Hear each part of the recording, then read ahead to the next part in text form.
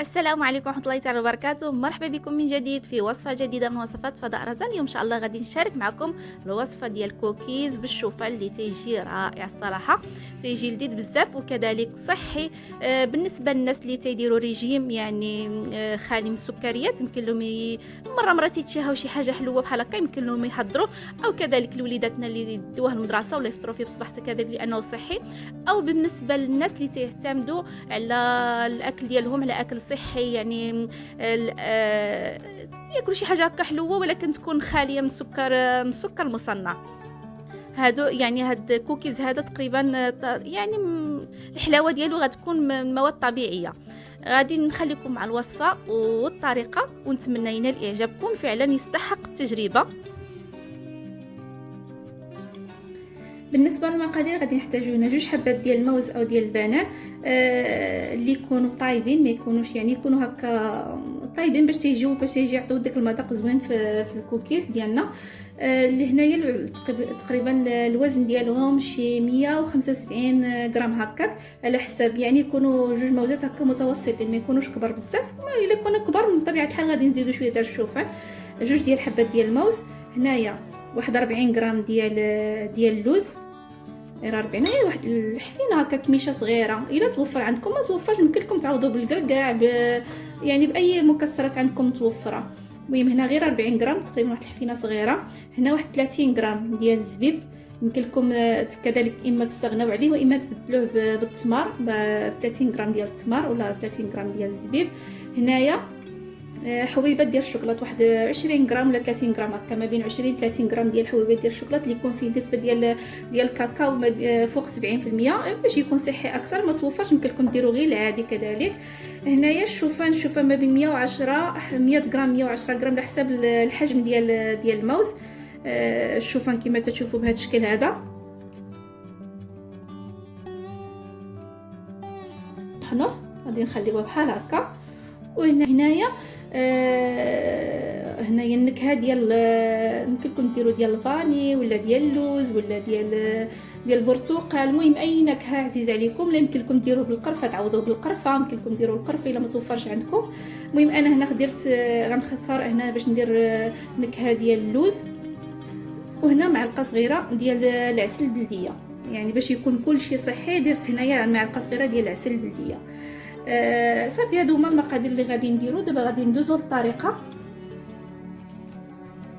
صافي هنا غادي ناخدو اللوز وغادي ناخدو شي سكين بحال هكا، وغادي نقطعوا هذاك اللوز طريفات صغار، تقريبا كل حبه نقسموها على 4 بحال هكا، يعني خصو يكون باين، ما نقطعوش رقيق بزاف، يعني خصو يكون هكا يبقى الطريفات ديالو يبقاو باينين بحال هكا كما تتشوفوا،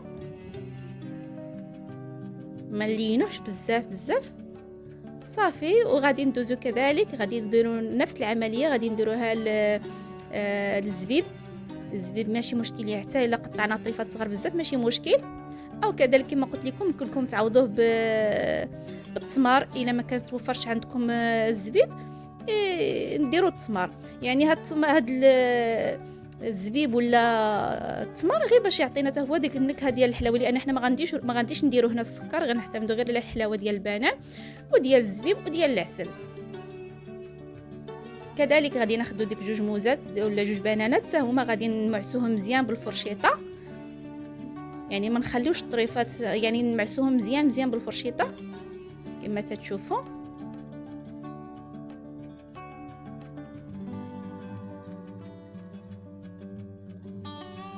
صافي هنا غادي ناخذوا هذاك البنان ديالنا وغادي نديروه في شي اناء كما تشوفوا. غادي نضيفوا عليه معلقه صغيره ديال العسل الحر او عسل البلديه، من الاحسن يكون عسل حر، يعني كما قلت لكم باش يكون هذا الكوكيز صحي 100%. غادي نضيفوا واحد المعلقه صغيره، بغيتو تضيفوا اكثر ديفوا اكثر، هكا راه تيجي حلو، يعني ما تيجيش مسوس، تيجي حلو. هذيك معلقه صغيره مع العسل ومع الزبيب ولا التمر، صافي راه تيجي حلو. غادي نضيفوا كذلك اللوز اللي قطعنا طريفات صغار والزبيب، وغادي نضيفو هنايا كما قلت لكم النكهه ديال، انا درت هنا النكهه ديال اللوز. كل مره شنو تندير، مره تندير النكهه ديال اللوز، مره تندير القرفه، مره تندير النكهه ديال البرتقال، يعني على حسب النكهه اللي بغيتو نتوما. انا هاد المره درت ديال اللوز، مره تندير حتى الفانيلا، حتى الفاني تيجي زوين. صافي، وهنا ضفت الشوفان وغادي نبدا نخلط. انا قلت لكم هنا الشوفان ما بين 100 حتى 110 حتى 120 على حسب الحجم ديال الموز ديالنا او ديال البنان ديالنا. الا كانوا كبارين ما وشفنا الخليط ما مازال ما تجمع ليناش، نزيد واحد معلقه هكا ولا 2 معالق ديال الشوفان.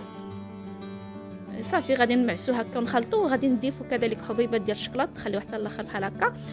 باش غادي نعرفوه واش الكوكيز ديالنا صافي راه يعني صافي هذاك هو قياسو. غادي نجمعوه ما بين يدينا، الا تكور لينا على شكل كويره صافي راه بركه عليه. الا شفناه باقي مرخوف غنزيدو واحد شويه ديال الشوفان كما تتشوفوا، كما درت له انا بحال هكا جمعته في يدي صافي جبرته صافي راه بركه. ما غاديش نزيدو الشوفان. هنا خديت واحد لاطه ديال الفران، من الاحسن نديروه فيها ورق الفرن. الا ما توفرش عندنا ورق الفرن ندهنوها بواحد شويه ديال الزيت ولا شويه ديال الزبده اللاطه، غير باش ما يلصقش هو ما تيلصقش، ولكن احتياطا وصافي. خديت هنا ورق الفرن ودرته في اللاطه، ودابا غادي نبقى نكور بحال هكا، بحال اللي تندير شي غريبه ولا المهم بحال غريبه هكا. غادي نكور نجمعو ما بين يديا وبقى نضغط عليه باش يتماسك لينا بحال هكا صافي. وغادي نستفو في اللاطه. يعني ساهل، ما تياخذ تقريبا في التحضير ديالو حتى شي 10 دقائق ما تياخذش، يعني ساهل بزاف بزاف. كما تتشوفوا غادي نديرو كويرات، من الاحسن يعني من الافضل يكونوا هكا متساويين صافي. وغادي نستفهم في اللاطه ديال الفران، ومن بعد غادي ندخلهم الفران بطبيعه الحال يكون على درجه الحراره متوسطه، ما نجهدوش العافيه بزاف.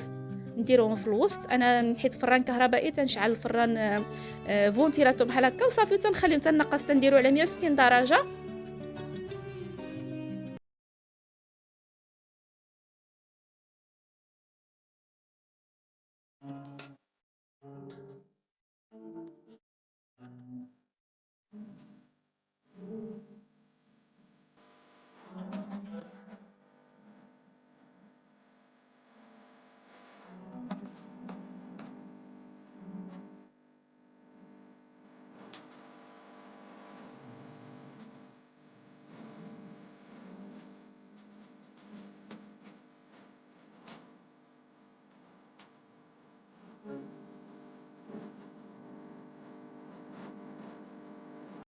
كما قلت لكم هنا غادي ندخلوا الفران على 160 درجه، على 160 درجه او درجه الا كان عندنا فران ديال الغاز على درجه يعني ما تكونش عاليه الدرجه، يعني تكون متوسط، درجه الحراره تكون ديالو متوسطه، وحتى نشوفوه تحمر لينا من التحت وبدا يتحمر كذلك من الفوق وصافي وهو واجد.